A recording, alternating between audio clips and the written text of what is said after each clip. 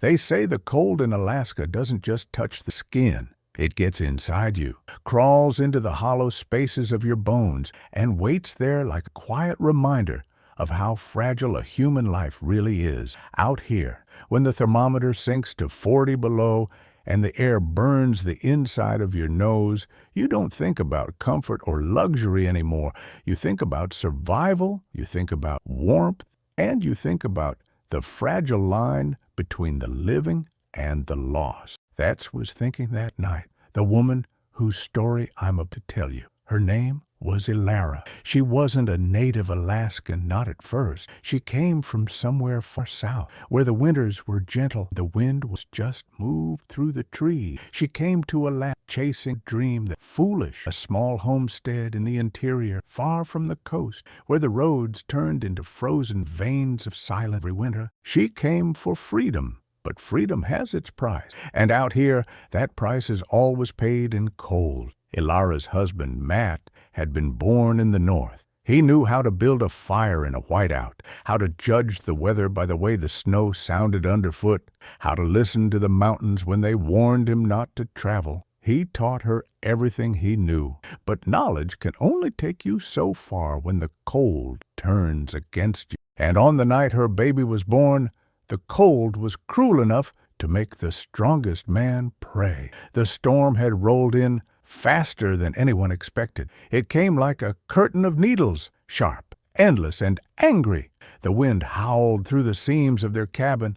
The wood moaned, and every gust seemed to steal a little more of their warmth. The fire flickered in the stove, small and tired, and Ilara's body ached from labor that had come too early. The baby wasn't due for another month. They hadn't been ready. The crib wasn't built, the blankets weren't washed, and the road to the nearest town was already buried under 6 feet of snow. When the baby came, there was no doctor, no midwife, not even a neighbor within reach. Only Matt, the light of a single lantern, trembling in the wind that leaked through the chinks of the walls. The child was so small that Ilara was afraid to breathe too hard near him, as if even her breath could snuff him out. His skin was pale blue, his chest rising so shallowly that she had to press her fingers to his ribs just to feel life inside. Matt did everything he could.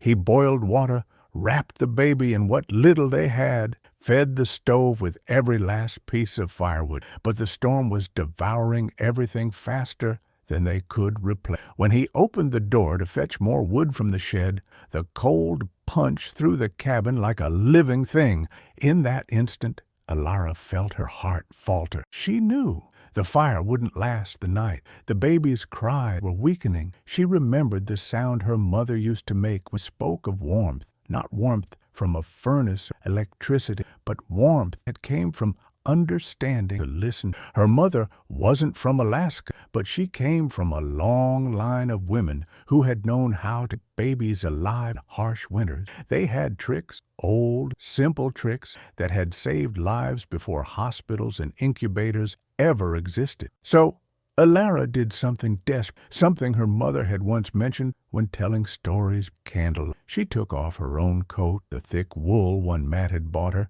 and stripped down to the flannel beneath. Then she pulled the baby against her bare skin to skin and wrapped them both together in a bundle of furs and blankets. Her own body was shaking uncontrollably. She didn't. She pressed the tiny infant closer, tucking him beneath her chin, breathing against his forehead, whispering words that only a mother in fear of losing everything can speak. It wasn't just instinct, it was something primal, something older than knowledge. Out there in the darkness, surrounded by the endless groaning of the storm, her warmth became the only barrier between her child and the cold that wanted to take him. Every time she felt his breathing slow, it pressed him tighter, as if her heartbeat could teach his how to keep going. Hours, the fire in the stove died down to embers. The air grew still. The only sound was the slow rhythm of her heartbeat and the tiny gasps of life beneath her chin. Matt sat nearby, his hands shaking, his eyes fixed on them both. He had seen animals huddle like that in the wild, and foxes keeping their cubs alive, birds covering their chicks under their wings, but he had never seen anything so raw in a human. It was as if the storm itself paused at the door, watching, unable to decide whether to take or to. By dawn, the world outside had frozen solid. The window glass was coated in thick ice, and the door was buried. But inside that small cabin, life still beat faintly. The baby's skin had turned from blue to a soft pink flush. He was breathing more evenly now, his tiny fingers twitching against his mother's chest. When Ilara finally opened her eyes, she realized her own body had gone numb from the cold, but she didn't care. The baby was alive. When Matt managed to dig his way out to the shed later that day, he found the last few pieces of dry wood, stoked the stove. Slowly, warmth returned to the cabin. But it wasn't the fire that had kept them alive. It was that ancient, forgotten trick, the Alaskan trick, as some would later call it, though it had been used by countless mothers across the frozen north long before there were named things. Skin-to-skin warmth, shared heat, the instinct that says, if I can keep you close enough, neither of us will die. Later, when the storm passed and the radio came back to life, Matt managed to contact the small clinic in the nearest town. The nurse on the other end listened in disbelief as Ilara told her story. The nurse said, "They told you he wouldn't make it through the night?" Ilara nodded, though the woman couldn't. "Then you did the only thing that could have saved him," the nurse replied. "You made him your warmth." In the weeks that followed, the story spread across the nearby villages and out. People called it a miracle, but Ilara never used that word. To her, it wasn't a miracle. It was memory. It was a mother's will combined with nature's wisdom. She would later say that the mountain had tested her, not to punish her, but to remind her that life doesn't survive here through strength alone. It survives through connection. And that lesson stayed with her. She learned to live differently after that night. Every morning, breathe the frozen air and look toward the mountains that had nearly taken her. Instead of fear, she felt gratitude. The cold had not been her enemy. It had been her teacher. Sometimes in the evenings, the sky pink and blue and the snow glittered like salt on the earth. She would sit by the window with her son, now a strong, curious boy, and tell him. She never told this drama. She told it the truth that belonged to everyone, quiet with reverence. And the boy, hearing how he had once been small enough to fit in the space between her collarbone and her heart, would reach out and press his hand to her chest, as if to find that old warmth still alive beneath her skin. She would smile, knowing that night changed, but it also changed how people around her thought of survival. Some of the neighbors started keeping journals of old tricks, lessons from elders, from travelers, from anyone who had ever faced the impossible and lived. They wrote about how to build snow shelters in minutes, how to read the frost on trees to find direction, how to use body heat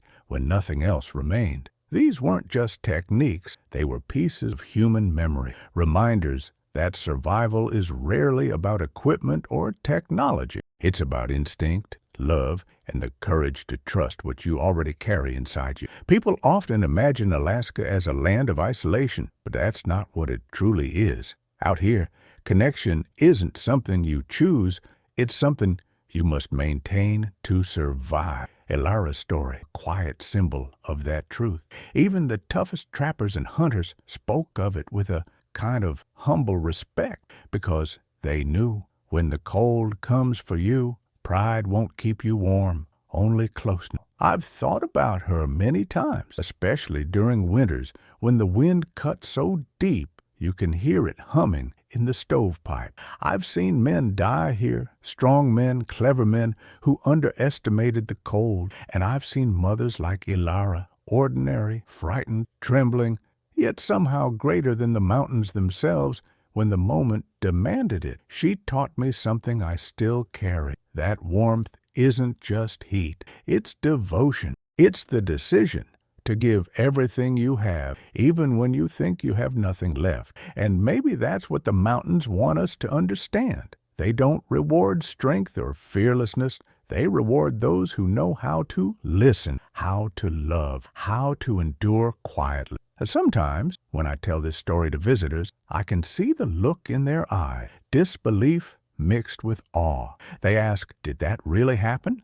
And I always answer the same way. It happens every winter, in one form or another. The details change, the truth doesn't. The mountain always asks the same question. How far will you go to keep life alive? If you're listening to this from somewhere warm, maybe from a place where winter never bites, I'd like to know something. Tell me, where are you listening from right now? Because stories like this mean different things depending on where you are. And sometimes the simple act of sharing them brings us closer, even across miles of distant snow. When people first heard about Alara's story, they thought of her as a symbol of strength. But strength isn't the right word. Strength can be loud, visible, almost proud. What Alara carried inside her was quieter, heavier, the kind of force that only forms after a person has lost more than they ever thought they could survive. Her life before the mountain wasn't easy, and that night, the one that nearly took her baby, didn't just happen by accident. It was the culmination of choices, heartbreaks, silent wars fought long before she ever saw snow for the first time. Alara grew up in the South, in a small town with red dust roads and dry air that smelled of hay and sun-warmed pine. Her father worked at a repair shop, and her mother taught at the local school. They weren't poor, but they lived carefully, stretching every dollar and patching every hole. What they did have in abundance was love, though, as Alara would later understand, love can sometimes shelter you so much that it leaves you unprepared for the real storms waiting outside. From a young age, she felt different from the people around her. While others dreamed of city lights, college, and comfort, she found herself drawn to silence, to places where she could hear her own thoughts. She would wander the woods behind her house, follow creeks until they disappeared into fields, sit for hours watching clouds move like herds across the sky. Her mother used to tease her gently, calling her the quiet one. But her father, who had seen war and come back with more ghosts than words, saw something else. He would sit with her on the porch at dusk, hand her a mug of tea, and say, "Quiet people can hear what the world's really saying." Those words stayed with her. When she turned 18, she left home with no clear plan. She studied nursing for a while, then quit. She worked in a diner, then in a bookstore, then in a hospital again. Nothing seemed to fit. The world around her moved too fast, everything measured by time, money, or convenience. She wanted to slow down, to live in a way that felt connected to something larger, older. But saying that out loud always made people look at her like she was strange, so she stopped talking about it altogether. She met Matt one autumn night at a roadside cafe just outside Anchorage. He was quiet too, tall, weathered, with a voice that carried the calm certainty of someone who had spent more time listening to the wind than to people. He wasn't from the city. He had grown up in the Alaskan interior, raised by a father who trapped foxes and a mother who taught him to read by candle. When he talked about where he came from, there was a light in his eyes that Alara recognized instantly. He spoke of rivers that froze so clear you could see fish sleeping beneath the ice, of skies so vast they made you forget your own size, of nights so cold that even the stars seemed to crackle. They fell in love not through words, but through silence. They understood each pause in the long moments nothing needed. After a few months, Matt took her north for the first time she stepped out of the truck and breathed that air, cold, sharp, alive. She felt something awaken inside her. It was as if the land itself was whispering, "You belong here." Still, the choice to stay wasn't simple. Everyone warned her it was a mistake. Her mother cried when she told her, "People don't live up there, Alara. They survive. That's not a life." But Alara only smiled softly and said, "Maybe the kind of life I need." She and Matt built their cabin by hand. It took them nearly 2 years, felling trees, sawing planks, hauling stones from the river. Every nail driven into the wood carried a story of exhaustion, laughter, small injuries, and quiet victory. By the time it was finished, they had learned each other's rhythms so completely that silence had become their language. But life on the mountain isn't patient. It tests you the moment you stop paying attention. The first winter nearly broke them. The generator failed twice. The nearest supply run was delayed for weeks, and Matt got frostbite on his hands while trying to clear snow from the roof. Elara learned quickly that in this place, the margin between comfort and danger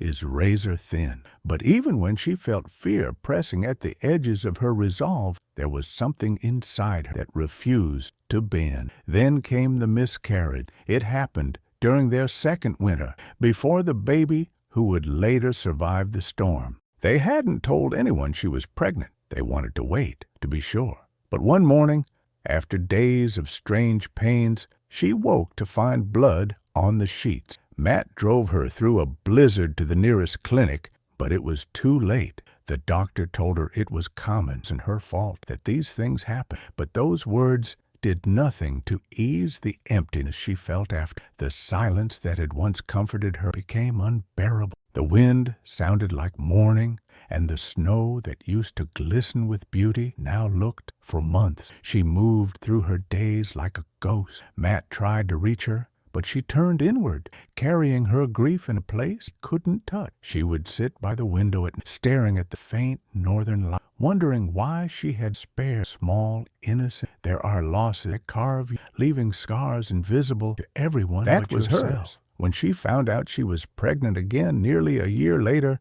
she didn't tell anyone right away, not even Matt. She waited until she felt the first flutter inside her, the undeniable proof of life. Only then did she allow herself to hope again.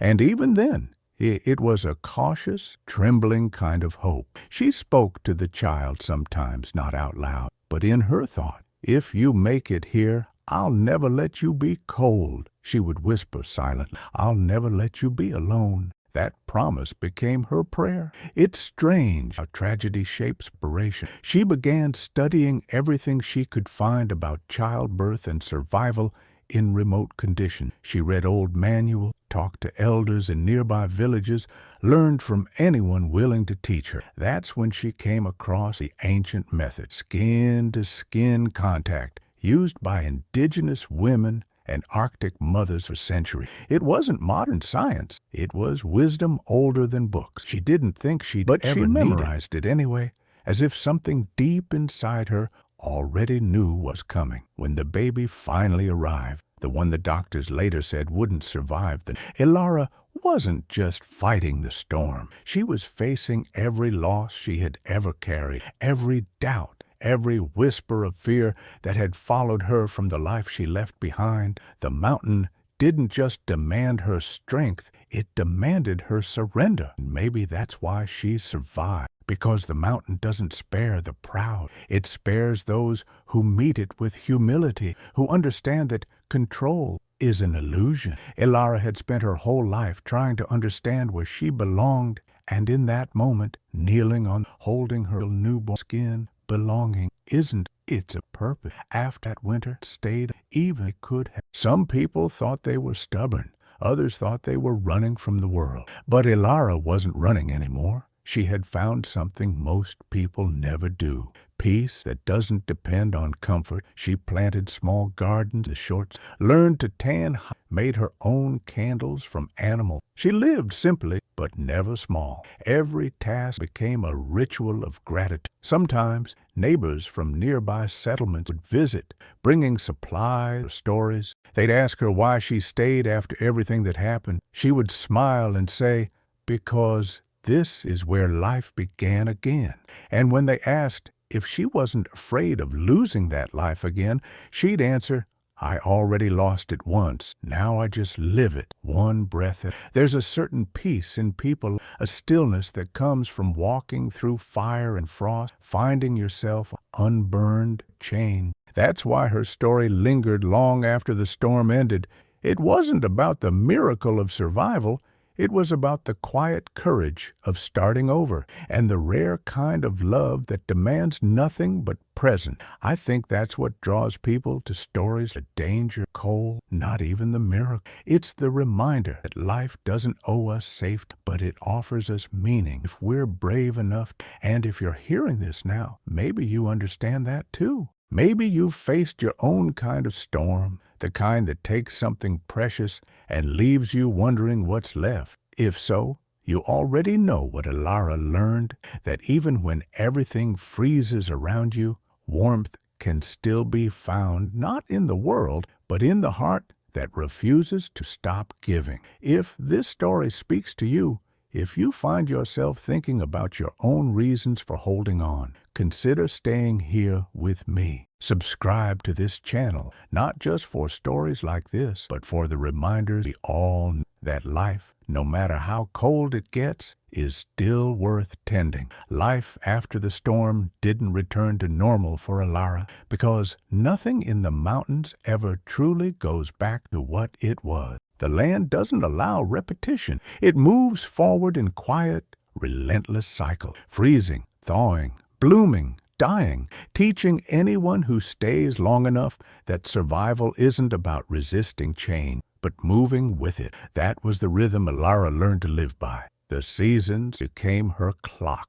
In spring, the snow melted reluctantly, like an old friend who didn't want to leave. Streams broke open, carrying shards of ice that glittered like glass in the sunlight. Matt would mend the roof and sharpen his tools, while Alara planted seeds in the small plot of earth they had cleared by hand. She called that garden her small defiance, a patch of green in a world of white stone. By summer, the mountains softened, the air filled with the hum of insects and the scent of spruce sap. She would carry her son, now strong enough to walk, still clumsy, through the tall grass near the river. He laughed often, a sound that seemed to belong to the land as much as to her. Sometimes she would stop and just listen to him, realizing how strange it felt to hear joy echo through a place once ruled by silence. It was as if the mountain itself was laughing. The boy grew up surrounded by things most children never see. Moose tracks, the distant rumble of avalanches, cry fox kits in the brush.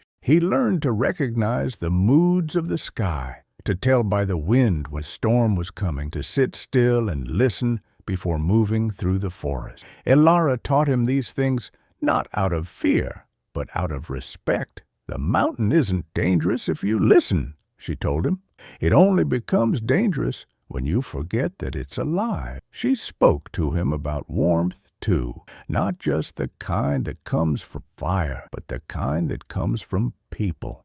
Never underestimate a kind word, she'd say, even out here. Firewood burns out fast. Kindness lasts longer than you think. Despite the isolation, they weren't completely alone. Once every few weeks, Matt would travel to a nearby settlement, about 30 miles away, to trade furs and supplies. Sometimes Alara went with him, carrying goods to exchange, jars of berry preserves, hand-stitched mittens, carved wooden toys she made during long nights. The people there knew her story. They always greeted her with a certain quiet reverence, as if they were meeting someone who had looked death in the eye and chosen to live anyway. But Alara didn't see herself as a survivor. To her, survival sounded like something temporary, a holding on until something better arrived. What she had built was not. It was a life, a quiet one, yes, but full of meaning. Every chore, every sound, every still morning carried purpose. The rhythm of chopping wood, tending the fire, mending torn clothes, these weren't burdens. They were prayers in motion. She often woke before dawn, when the world outside was still blue, silent, and sat by the window with her. The steam rose slowly, catching the faint light leaked through the frost glass. She liked that time. The boy was still the fire whispered in the stove, and the air seemed to hold. She'd close her eyes and listen to the quiet hum of her own heartbeat, the same rhythm that had once kept her baby alive. In that silence, she felt something that most people spend their lives chasing. Peace without the need for noise. But peace doesn't mean perfection. The mountain had its mood. There were days when the loneliness came in like fog, soft, invisible, but suffocating if she let it linger. On those days, she'd walk far, sometimes up to the ridge where the land opened into endless white. Standing there, she could see the thin smoke from their cabin rising in the distance, a fragile sign of life against the expanse of snow. She'd breathe deeply, the cold air biting her lungs, and remind herself solitude wasn't emptiness. It was space to think, feel, remember who she. The winters were hardest always. Even with all the preparation, even with full shelves and stacked firewood, a heaviness that settled when the sun began to disappear for long stretches. The boy, now older, sometimes struggled with the dark. "Why does it have to be so long, Mama?" he'd ask, his voice small in the flickering firelight. "Because," she'd answer softly, "the light only means something when we remember what darkness feels like." He didn't always understand, but he trusted her word. And she trusted the mountain, even when it tested her patience, even when the cold pressed through the walls like a warning. There's a kind of faith that grows in isolation, not tied to any religion, but to the raw understanding that life continues. You stop asking for the world to be gentle. You just have strength to meet it. Sometimes she'd find old letters tucked away in the trunk, letters from her mother written years ago, still smelling faintly of lavender. Her mother had passed before ever meeting her grandson. Reading those words was both comfort and ache. "You were always the brave one," one letter, "but don't forget that bravery needs rest too." Elara would fold the paper carefully, lay it back in the trunk, and sit for a long while thinking of bravery. She realized wasn't in the moment she saved her baby or built her home. It was in the daily choice to stay, to keep loving the same life even when it grew heavy. The older her son grew, the more she saw herself reflected in him. His quiet nature, his fascination with the sky, his tendency to pause before speaking. But he also carried Matt's steadiness, his unshakable calm. Together, they were a mirror of what she and the mountain had become: patient, enduring, quiet. As years passed, the outside world changed. Radios brought news of cities and politics, of wars and inventions, of people chasing speed and comfort. Sometimes visitors would pass through, curious about the family that lived so far from everything. They'd ask questions with polite astonishment. "Don't you get bored? Aren't you afraid? What do you do all day out here?" Elara would smile gently and say, "We live." But in truth, what they did was something far deeper. They were part of the rhythm that most of the world had forgotten. Pulse of season, the dialogue between body and land, every sound outside the cabin, a raven's call, cracking of ice, slow snow on the roof was part of that conversation. And she listened to it all. One winter, when the boy was nearly 10, a severe cold front hit earlier than expected. It was the kind of cold that turns breath into shards of light, the kind that silences even the trees. Matt was away on a trade run that had taken longer than planned. For days, Elara and the boy were alone. The fire struggled to keep up. The wind rattled the windows like a warning. On the third night, the boy woke coughing, his face flushed with fever. Panic tried to rise in her chest, but she refused to let it. Instead, she moved with calm precision that comes from experience. She wrapped him tightly, placed warm stones near his feet, fed him sips of melted snow. Then she did what had saved him once before. She held him close, skin to skin, whispering to him through the long hours of the night. When dawn finally broke, the fever began to ease. When Matt returned 3 days later, frost clinging to his beard and exhaustion in his eyes, he found them both asleep at the fire, the boy's head resting against Elara's shoulder. He said nothing, knelt beside them, and let out a long, trembling breath of gratitude. That was the rhythm of their life: hardship followed by relief, fear followed by quiet joy. It wasn't easy, but it was real. And in a world that seemed increasingly obsessed with noise and speed, reality was a rare treasure. Years later, When visitors asked Alara why she never returned south, she'd say something simple, because silence taught me how to listen to life again. And she meant it. Out there, where the only clocks, the stars, and the snow, she rediscovered what it means to exist without rushing, without pretending, without fear of being alone. She discovered that silence embraced isn't emptiness, it's truth. If you've ever felt the need to disappear for a while, to step away from the noise and remember what your own thoughts sound like, and maybe you understand a piece of her world. Maybe you felt that same quiet longing for space, for stillness, for something real. The mountain doesn't just exist in Alaska. It lives in all of us, that part of the heart that craves solitude, that seeks meaning beyond comfort. If this moment of silence speaks to you, take a second to breathe. And if you'd like to keep hearing stories like Alara's, stories that remind you of strength, peace, and purpose, stay with me here. Subscribe so we can keep walking through the quiet. The fourth winter, after the night that had almost taken her child, began deceptively calm. The early snow came soft, slow, dusting the ground like flour. The sky remained pale and forgiving, and the wind carried strange gentleness. Almost the mountain had grown. But anyone who's lived long enough in the north knows that calm is rarely kind. It's often the breath of the storm. Alara sensed it for anyone. There were small signs at first. The birds flew lower. The foxes disappeared from their usual trails, and the air carried a metallic taste that didn't belong. She could feel it on her skin when she went to fetch water from the creek, the kind of stillness that hums beneath the surface of the world just before it breaks. She told Matt she thought something was coming, but he only nodded. He'd learned long ago that her instincts were rarely wrong. They prepared carefully. They stocked the shed with wood, checked the roof beams, sealed the windows with extra moss and clay. The boy, now 11, helped eagerly, proud to take part in what he called mountain work. He was strong for his age, quick to learn, already carrying the quiet patience parent. Watching him stack wood, Alara felt a swell of pride tinged with something deeper, the awareness that he was growing into his own person, shaped not just by love, but by the rhythm of the land itself. The storm hit 2 weeks later. It came like a beast that had been waiting, coiled and hungry. The wind screamed through the valley with a voice that seemed to tear at the earth. Snow came sideways, thick and blinding, burying the cabin windows in minutes. Even the fire in the stove seemed to shrink in fear.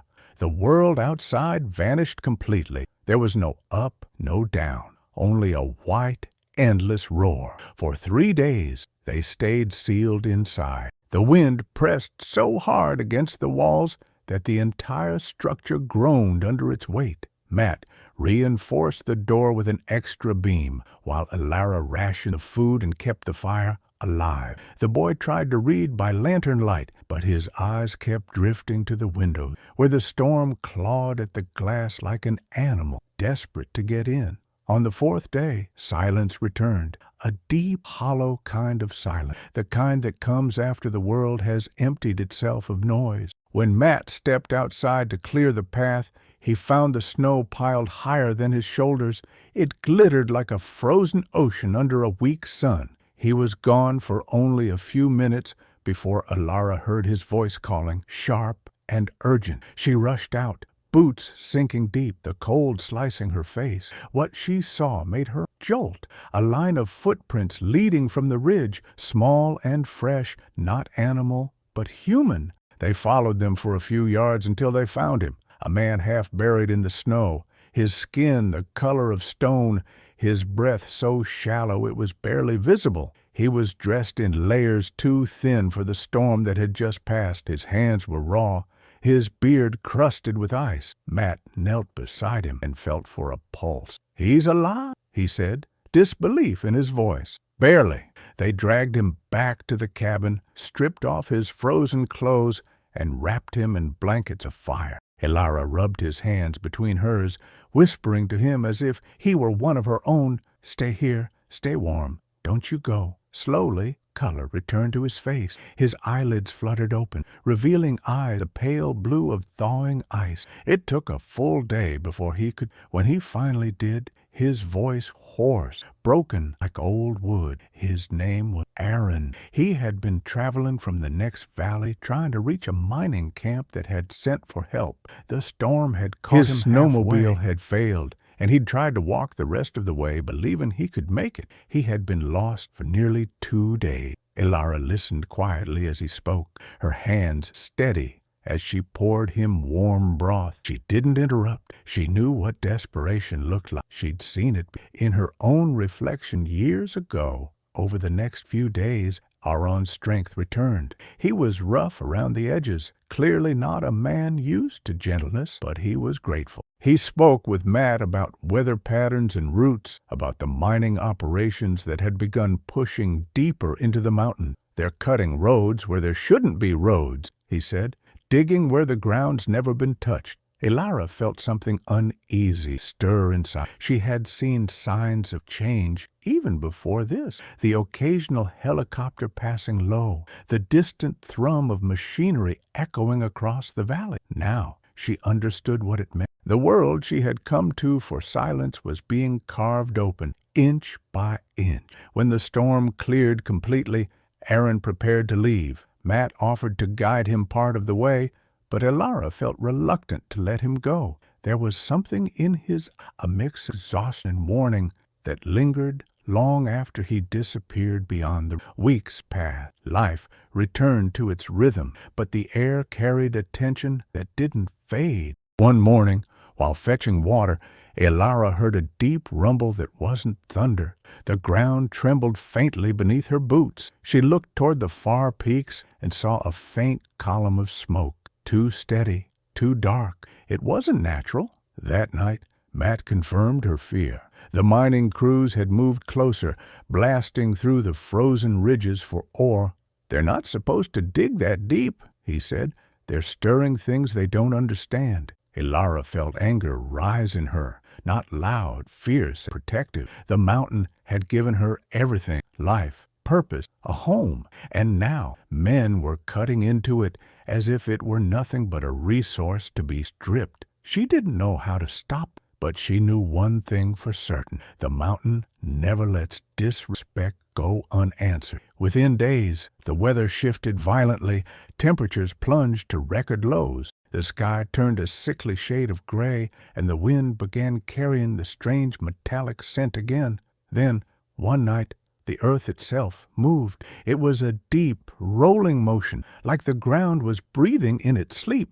Dishes rattled, snow slid off the roof, and the boy woke crying, clinging to his mother. When it ended, an eerie silence followed, heavier than before. The next morning, Matt went to investigate. Hours passed. When he didn't return, Elara's chest filled with dread. She waited as long as she could, then bundled the boy in layers and set out, following his tracks through the deep snow. She found him half a mile away, near the edge of a frozen ravine. The ground there had split open, not wide, but enough to reveal something dark and wet. Steam rose from the crack, carrying with it a heat that didn't belong in a world of snow. Matt stood staring down, his face pale. "It's the minings," he said quietly. "It collapsed. I think some of them were still down there." They stood in silence, the wind whispering over the broken ground. Then Elara heard it, faint, muffled, but unmistakable, a cry for help. Without thinking,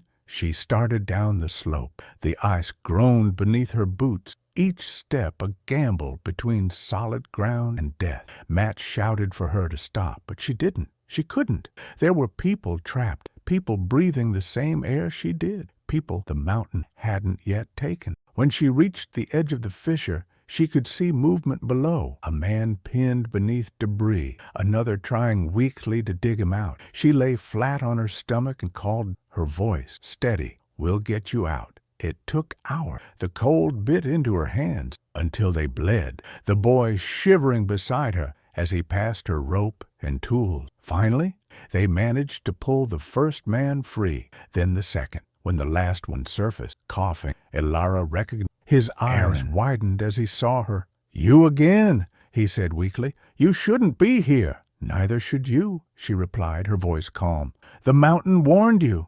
They helped the survivors back to the cabin, their bodies bruised and frost-bitten, their faces hollow. As Elara tended to their wounds, Aaron looked at her with a strange reverence. "You saved me," he said. "Why?" She didn't hesitate. "Because the mountain hasn't decided to take you yet." When they left days later, the sky had cleared. Aaron promised to speak to the company, to tell them the land wasn't safe, that the mountain should be left alone. Whether he kept that promise, Elara never knew. But she didn't need to. She had done what she could, and she had seen the mountain speak for itself. In the weeks that followed, the ground sealed again. The steam vanished, the air grew still, but something had changed in her. The challenge hadn't been about saving strangers. It had been a test of whether she still remembered what the mountain had taught her years before, that life, no matter how harsh, must always be met with compassion. And she had passed. From that moment on, Elara felt lighter, as if the mountain had released her from some invisible trial. She spent her days teaching her son the same lesson, not in words, but in example, to treat the land with respect, to listen, to act with kindness, even when the world seems undeserving, because the greatest discovery in all her years, there wasn't how to survive the mountain. It was learning that survival means nothing if it isn't rooted in love. Love for the land, for others, and for the fragile, flickering warmth that keeps us human in a world built of. And if this story reminds you of something inside yourself, small spark that refuses to die, or how cold the night gets, then remember, hold on to it. And if you want to keep walking these mountains with me, hearing stories of endurance, humanity, the quiet fight to stay alive and kind, subscribe now. There are more stories waiting beyond this ridge. There comes a moment in every life lived close to the wild when you stop seeing nature as a backdrop and begin to see it a mirror. For Elara, that moment arrived slowly, quietly, without fanfare. It wasn't a revelation born of beauty or terror, but of stillness, the kind of stillness that settles over the land after a storm, when the world seems to pause, wait for your next breath. Years had passed since the night she saved her baby, and the day she saved the miners. The boy had grown tall and lean, his face weathered by wind and sun, his hands rough with the same calluses that marked her own. Matt had aged, too. His hair had turned the color of snow, his shoulders a little more stooped, but his eyes remained calm, steady, full of that quiet strength that had always anchored her. Life was steady again, and yet, beneath the rhythm of their days, Elara felt something shifting. She began to notice the small things more sharply, the way frost formed in delicate patterns on the window pane, never the same twice, how the creek's song changed from season to season. The water carried new stories each year, how ravens circled overhead before snowfall, their dark bodies a moving script across the sky. Each detail carried meaning if you watched long enough. The world, she realized, never stopped speaking. Most people simply stopped listening. When she looked back on her old life, the noise, the rush, the endless pursuit of comfort, it seemed distant, almost unreal. People out there, she thought, had traded awareness for distraction. They no longer knew the texture of silence, the true weight of time. They filled every space with sound because they were afraid of what might rise from the quiet. But here, silence was not empty. It was conversation. It was the voice of the land, asking, reminding, sometimes giving. She would stand at the edge of the ridge with her son, watching the horizon burn orange and gold at sunset. He'd ask her questions about the world beyond the mountain, the cities, the people, the machines he'd heard about on the radio. "Do you miss it, Mama?" he'd ask. She would think for a moment, then shake her head slowly. "No," he'd say, "because I never really belonged to it." She explained to him what she had learned, that people often confuse abundance with happiness, that to have more is to live more. But in truth, The more they gather, the less they see. When everything comes easy, she told him, you stop noticing the small miracle. You stop earning your peace. He didn't fully understand then, but the mountain would teach him in time. It always did. That winter, while sorting through their supplies, Elara found one of her old notebooks, the kind she used to keep in the early years. The pages were yellowed, the ink faded, but her words were still alive. She read about her fears, her mistakes, her doubt. One line caught her attention. I'm not sure if I came here to escape the world or to find myself. She smiled softly, tracing the sentence with her finger. It was both, she whispered to the empty room. It's always both. The truth was, she had once believed that isolation would save her, that by leaving people behind, she could avoid pain, disappointment. But years on the mountain had taught her that isolation doesn't erase humanity. It only magnifies. Without the noise of society to drown it out, she had been forced to face every thought, every flaw, every fragment of herself she had once tried to ignore. She had learned that solitude is not an escape from life, but a confrontation with it. And in that confrontation, she discovered something profound about the world, that most of what people fear isn't death or cold or hunger. It's stillness. Stillness makes you see too clearly who you are, what you've done, what you truly need. When the mining company finally pulled out of the region after a string of collapses and failed projects, the valley fell silent again. Nature began reclaiming what was taken, slow, deliberate, unstoppable. Moss grew over the tracks, snow swallowed the broken machinery, and the wind erased all evidence of intrusion. Watching it happen, Elara felt a strange. The mountain didn't hold grudges, but it remembered, and in its own patient way, it always restored balance. It made her think of people, of how easily they forget that they are part of nature, not above it. The same laws that governed the season governed the heart. You couldn't force growth. The soil wasn't. You couldn't take but giving. And if tried, the imbalance would always find a way through loss, through change, through time. She began keeping a new journal, not of survival, but of she wrote about flight patterns of birds, the text of snow, the behavior of wolves, the shape of the moon's reflection. But between those lines, she also about kindness, resilience, and the quiet courage of ordinary life. The world, she wrote one night by lantern, is not broken. It's simply distracted. Her reflections deepened the years. Sometimes she would catch herself thinking about the strangers she had saved, wondering where they were, what they had done with the second chances the mountain allowed. She hoped they had learned something, not about fear, about humility, because that was the true lesson of this place. That humility is the root of wisdom. The mountain had humbled her in every way, stripping away her illusions until only truth remained. One afternoon, while walking along the ridge with her son, they came across the remains of an old eagle. Its wings half buried in snow, its body perfectly preserved by the cold. The boy knelt beside, eyes wide with wonder. "It looks like it's sleeping," he said. Elara crouched beside him, brushing the snow gently from its feathers. "Everything sleeps eventually," she said, "but nothing is really gone. The land keeps everything.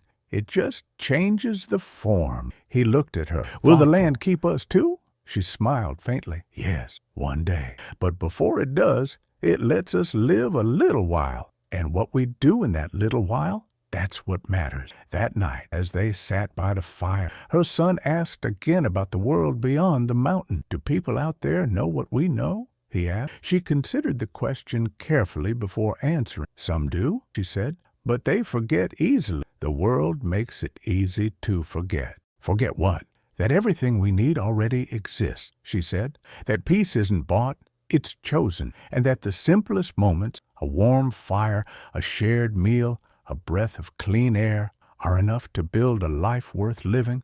As she spoke, she realized how deeply those words belonged to her now. She had come to the mountain seeking freedom. She found truth, the kind of truth that doesn't change no matter how many centuries pass. In her later years, when her hair began to silver and her hands grew slower, she often sat outside at twilight, wrapped in furs, watching the light fade across the peaks. The boy, now a young man, sometimes joined her, silent as always, his presence steady and warm beside her. She would watch the smoke rise the chimney, curl into the vast sky, and think of how small they were, and how that smallness didn't feel like weakness but belonging. Because to belong to something vast is not to be lost within it. It's to be part of its breath, its pulse, its eternal rhythm. Alara thought about the world beyond the mountain often, the one she had left behind. She wondered if people there still looked up at the sky, still listened to rain, still felt wonder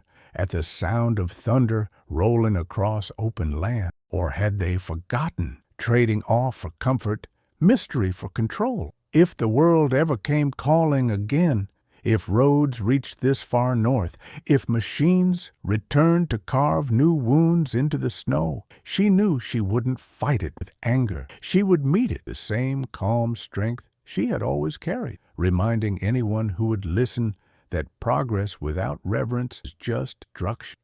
And in that thought she found peace. Because peace, she realized, isn't something you achieve once and keep forever. It's something you choose again each morning with every breath, every action, every act of care. If you've ever felt lost in the noise of the world, if you've ever wondered whether there's still a place where silence teaches more than words, then you already understand what Alara discovered. The mountain isn't a place, it's truth. It lives inside anyone who learns to listen, to slow down, to see the sacred in the simple. Take a moment and think about that, about what kind of world we might build if more of us carried a bit of that mountain within us. And if this story has reminded you of something you've forgotten, the stillness, strength, the quiet, then stay close. There are more lessons to come, and I'll share them with you here. Subscribe now so you don't miss what the mountain still has to teach. The last years of Ilara's life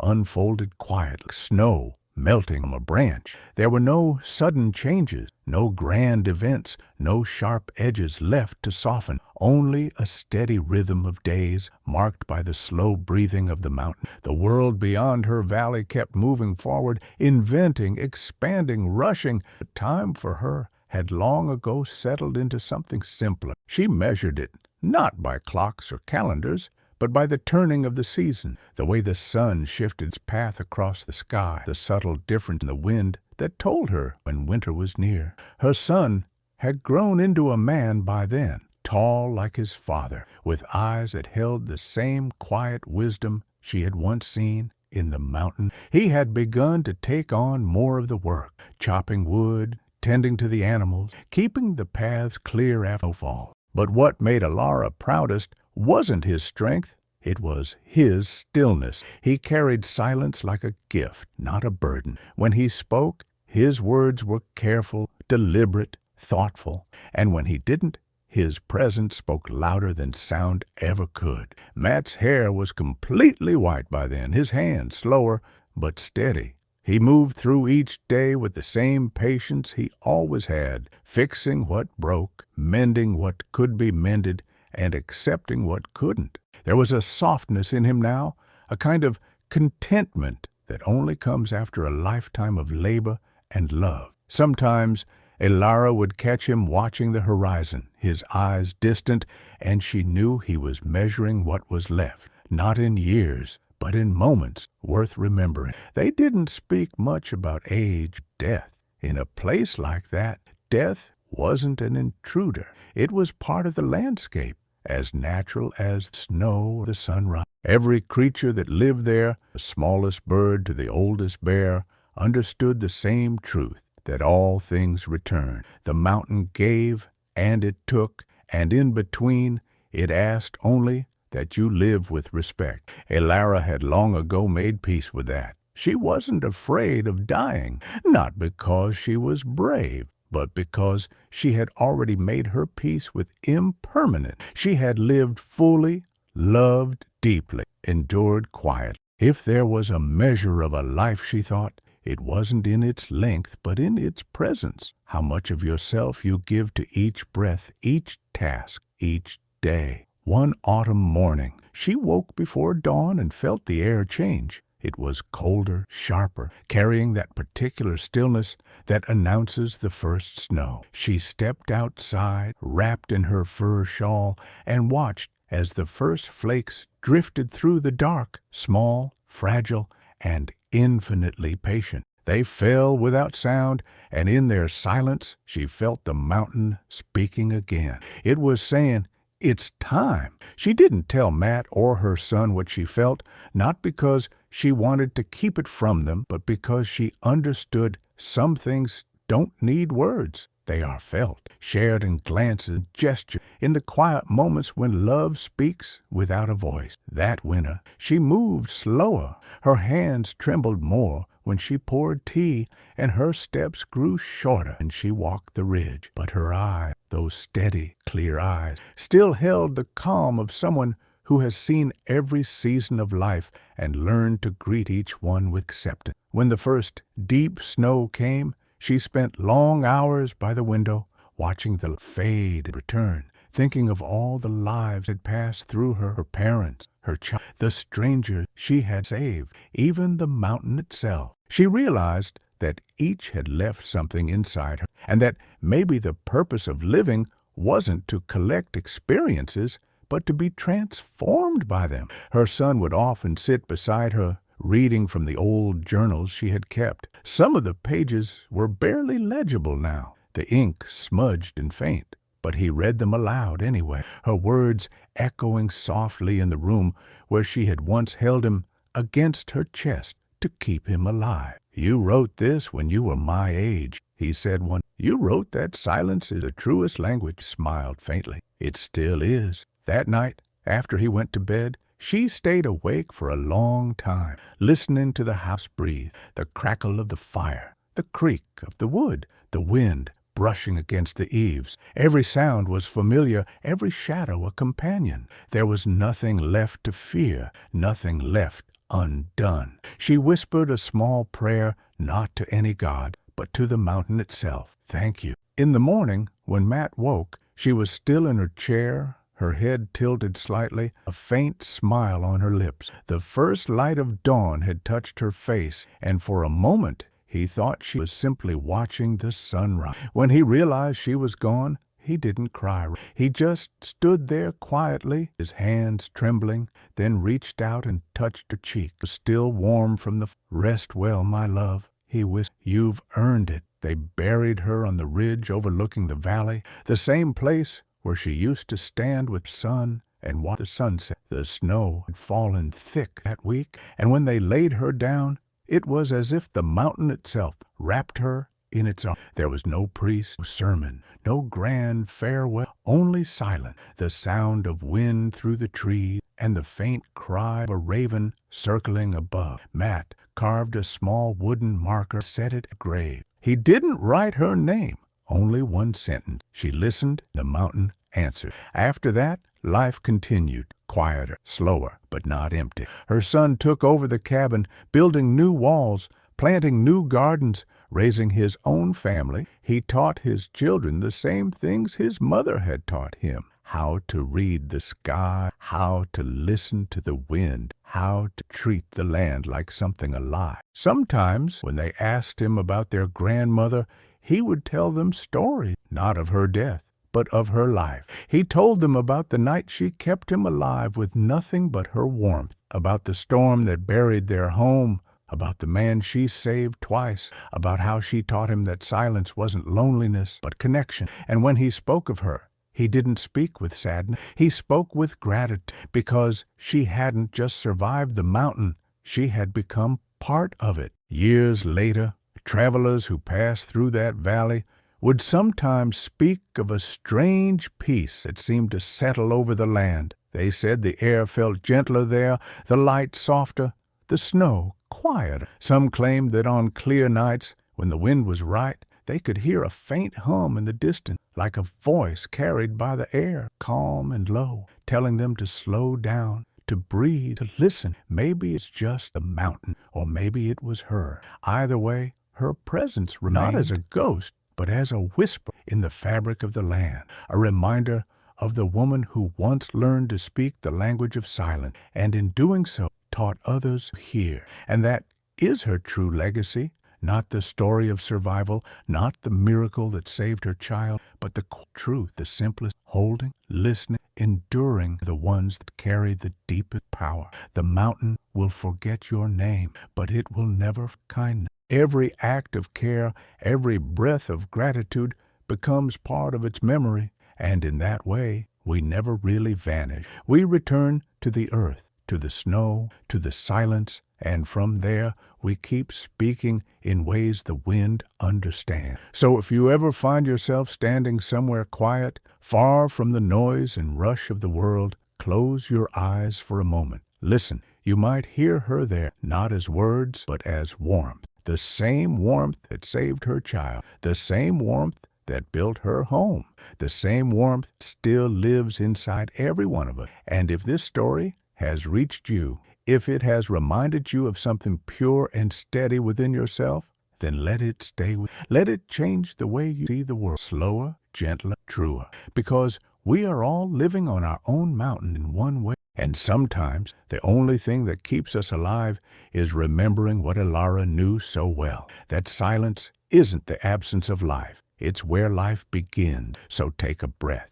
Be still for a moment. Feel the warmth that still lives beneath the cold. And if you carry her story with you, share it. Let it reach someone else who might need it tonight. If her journey has touched your heart, leave a trace of your own. Comment below, tell me where you're listening from. Subscribe for more stories like this, and share her legacy, not just with your voice, but with the way you live, because her warmth didn't end here. It continues through you.